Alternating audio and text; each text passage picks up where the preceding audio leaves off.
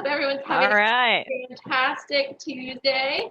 Um, Thanksgiving's coming around, so we're going a little bit earlier with this guy. I'm here with Kate Nolan. She's fantastic and an amazing human being. She is co-owner of D&K Presents and Campside Sessions. So I'm going to let her tell us a little bit more about both of those, and then we'll get into it. Take it away, Kate. Okay. So my wife Danielle and I started D&K Presents in 2014. We were taking a lot of trips and doing a lot of adventures, and people started asking us when we would start taking them with us. So it was really organic. So we decided to create an adventure company that we could empower people through outdoor experiences. So through D&K Presents, we host mountain bike clinics and camps, but we also host backpacking trips, and we do everything from intro to advanced trips where you're doing multi-day trips. We've done some indoor to outdoor rock climbing programs and things like that, but our main focus is yoga in beautiful outdoor places, backpacking and mountain biking. Um, and then I was selected as a Trek advocate the first year Trek launched the program. And I thought, I love what Candace Shadley does with the Trek Dirt series, but it's all west of the Rockies. And I love riding out there. And there's a lot of great coaches, but here on the East Coast, there's not a whole lot of like reoccurring bike camp opportunities for women. So I spoke with another advocate, a friend who owns her own business, Erin Wells, who owns Muddy Pedals. And I said, Erin, why don't we start doing these bike camps? I knew Danielle and I were planning to have a baby, and I thought if the three of us partnered, we could work through it together, during the pregnancy and while Asher's been very small, and start offering these. So we did, and our first one sold out. It was at Mulberry Gap. We love Kate Gates, so we went down there and we sold it out. Actually, we did Brown County as well, but our bike camps have 40 to 60 women, and we bring in great coaches from all over the country, even as far as Alaska and Canada, just to give the ladies an experience and the opportunity to learn from the best. That's so cool. I love that. It's really interesting because as I brought up this Facebook group and as I've been getting more into, I guess, like the industry, I'm seeing and hear about all these different women that are traveling around to these different places to bike and to meet other women and to basically have that community. And it's so cool seeing it and having you on here and you're basically creating those opportunities for them, which is awesome. I love it. So, Oh, thank you. so Kate, what made you get into outdoors? What made you get into mountain biking? Like, why is it such a big part of your life? Oh my God. So, yeah, when I was a kid, I was a BMX racer and rider, and I was one of the only girls doing it at the time. And, I just fell in love with biking. I found freedom in it, and I just found so much joy in it. And, I forged so many friendships through it. Um, as I got a little bit older and started going to school, my life got busier. I had more of a social life. I came out as a lesbian, and that was a big deal. And so I kind of got a little bit away from biking. And my mom was battling cancer, and I lost my mom to cancer when I was 19. And that was a really, really hard time for me. And the one thing that got me through it um, and continues to, just bring joy to me every single day was getting back on the bike. So I got a Trek, a mountain bike in the early 1990s, and got out there and started riding. And through it, it was very spiritual. It was very healing for me. And I made a lot of really great friends.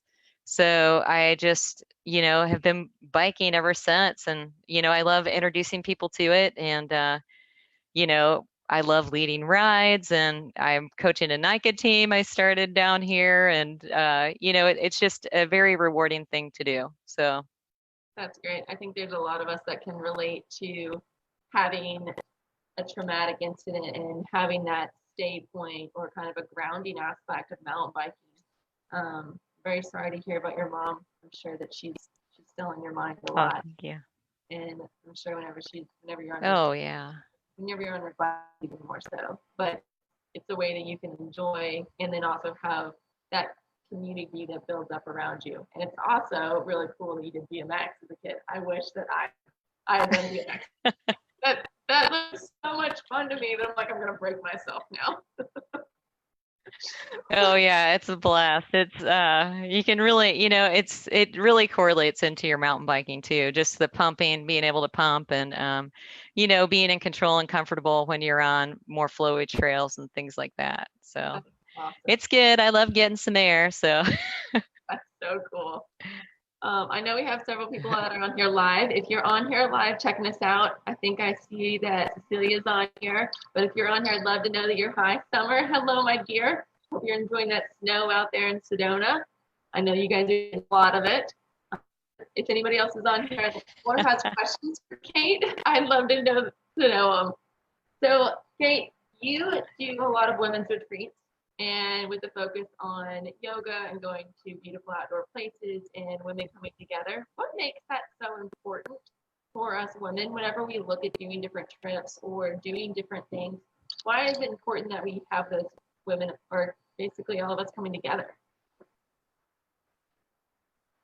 yeah, I noticed something right away. Especially with the women bike camps, like biking's my specialty, and a lot of women, leading up to it or before they would sign up, I'd get these messages like, oh, I've been riding. I'm not sure that I'm good enough. I'm not sure if I'll be able to keep up. Like, I don't know if I can do this or I've never done it. And am I going to be the only one there who's never done this? And I think what people realize is, they get there and of course we divide you up into skill sets and things like that. And, so it's tailored to everyone's needs.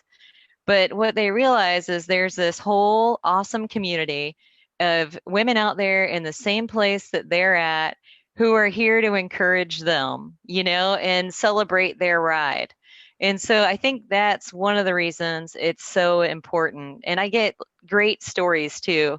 I had a couple ladies this year in North Carolina, that came from New Jersey and Pennsylvania. And they messaged me back. Two of them podiumed their next race after they had done it and they were new to racing and, they were super stoked. And so, things like that. Or, another one of the women went out to Sedona and she was there for Rome and she was worried, and she's like, she sent me a letter and said, thank you for that bike camp. She's like, I not only made friends that I ride with all the time in Asheville, she goes, but I went out there and she goes, I might have struggled a little on the climbs because it's different terrain. She's like, but I tell you what, she's like, I had wide elbows. She's like, I was moving up and down on the bike. And she's like, I pinned those corners. And she goes, I felt good. So, thank you.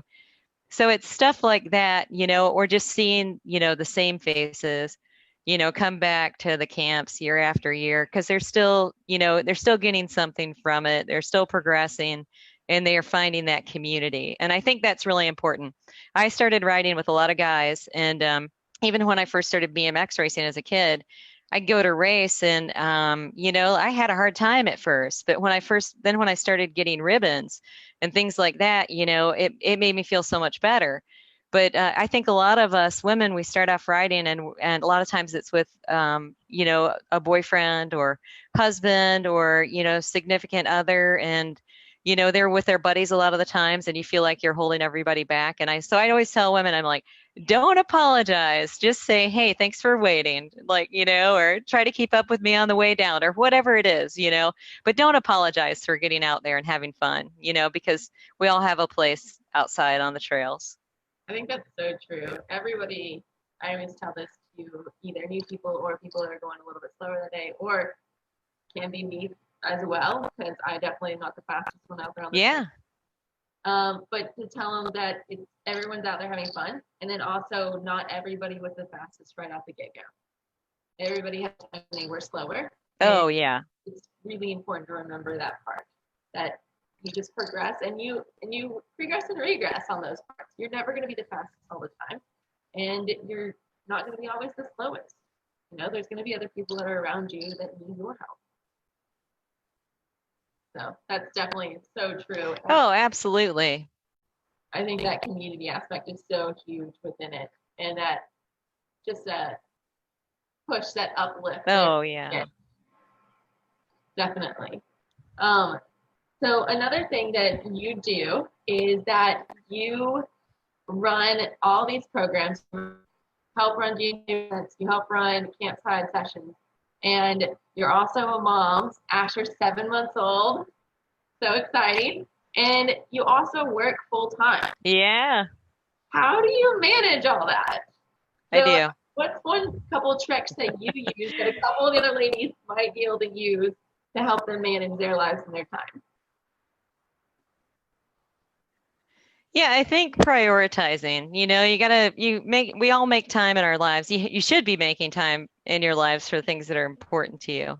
And I've even had some of my people that I work with at my day job ask me like, aren't you exhausted? Like, how do you manage it all? And the thing is, when we started D&K Presents, like I really found like I found my calling, and Danielle felt that way too, especially all the things we do with the women's adventure giveaway, to empower women through the outdoors, and so for me, when I'm doing this other stuff, it doesn't feel like work. So, I'm an advocate. I'm required to do 12 rides a year.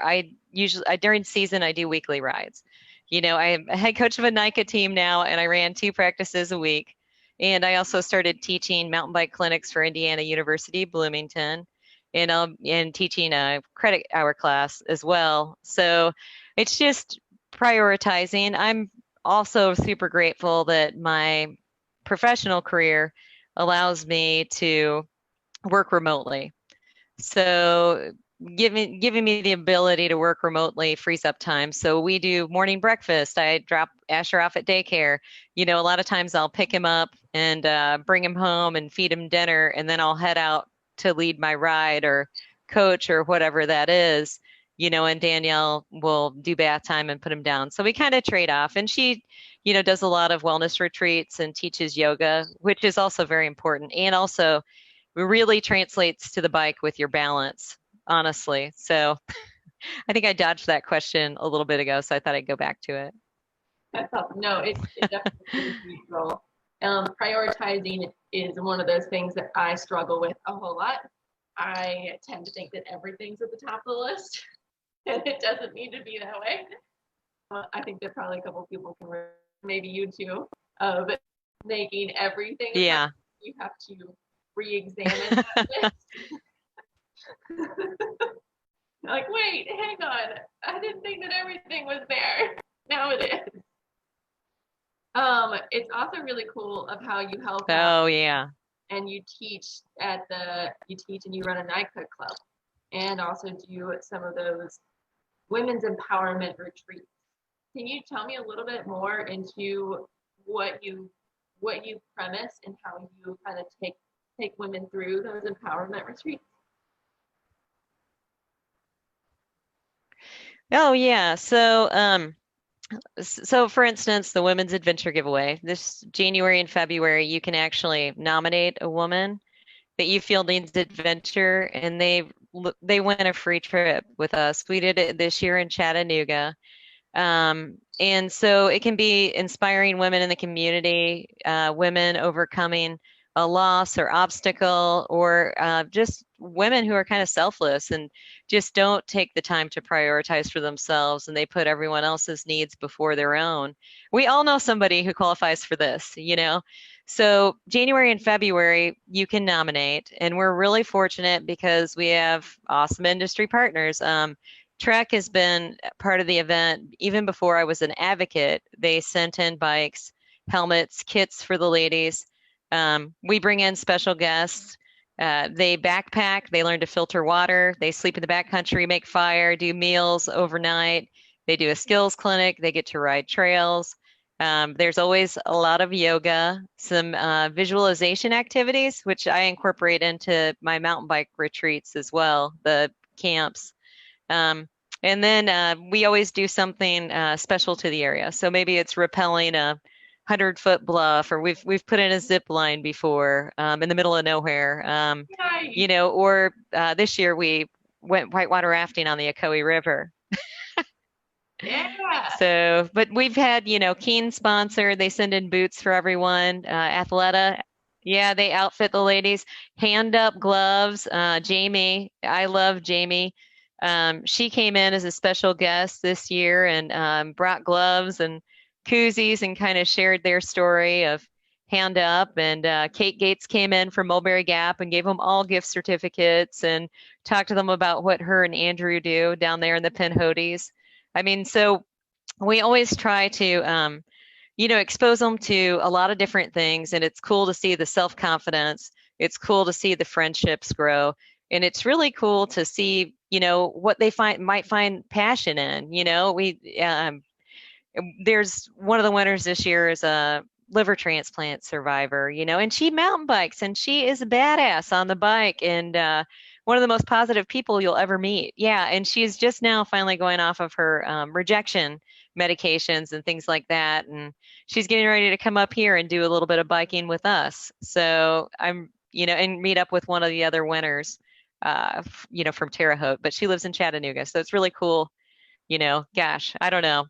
We I could go on and on about this, but like we've had women do trips. I had one lady who did a backpack trip and her friends were doing it. She really wanted to do it and she was undergoing cancer treatment and she had two more treatments of chemo. And, I lost my mom, to cancer. So that's very familiar with it. And I know how taxing it can be on your body, physically, mentally. And she's like, they said I could do it, but we're wilderness first aid, and I knew we were 8 miles in. The shortest way out would be 5 miles.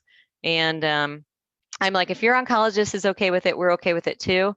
But you've got to be honest because I am guilty of this, and I'm sure you are. Sometimes not feeling your best, and you're out, and you don't want to stop the group. You don't want to ruin anybody else's good time, so you kind of keep quiet and try to push through it. I'm like, you've just got to be honest and let us know. But she did that trip and then ended up writing us a email. Her and her husband went and did a 14,000-foot peak together in Colorado after she finished her cancer treatment. So, we get, to hear all these great stories and, meet all these amazing people.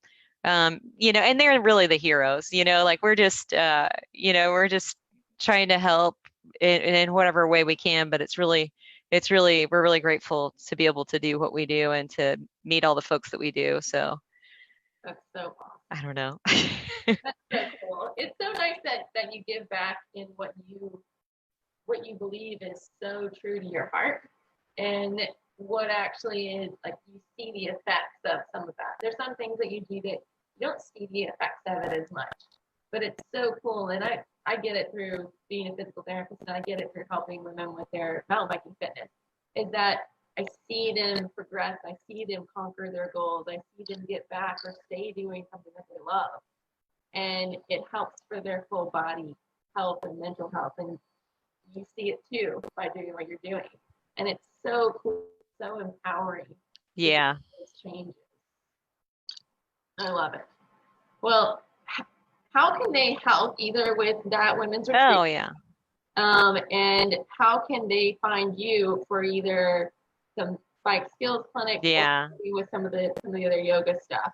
So where can they find you at, Kate?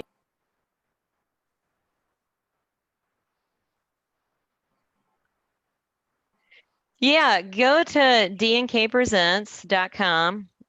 We also have a Campside Sessions website as well. But you can learn more there. We did a documentary to share the story of the first year's winners. And you can watch that for free on YouTube now. It won an award. It was Best Documentary at Alhambra and up for Best Cinematography at Alhambra. And it was a Heartland International Film Festival Spotlight choice. And you can kind of get a feel for what we do. It really shares the story of one of the winners, Kelsey Stewart, in the documentary, but she lost her father to suicide when she was 11 and had never really shared her and her brother's story and was just starting to speak out about it.